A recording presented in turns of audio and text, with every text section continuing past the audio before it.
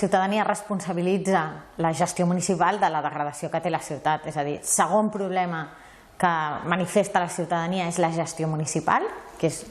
un fet inèdit i que hauria de preocupar molt, però és que mires les altres preocupacions i un és seguretat,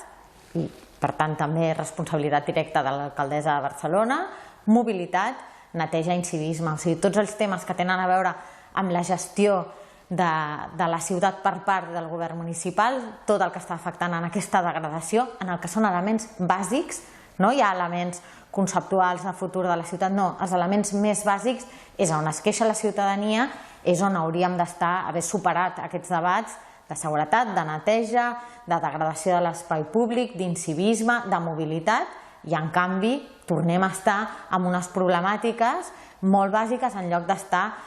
intentant orientar la ciutat amb un projecte de Barcelona, orientar-la cap al futur i fer-ne una gran capital mundial.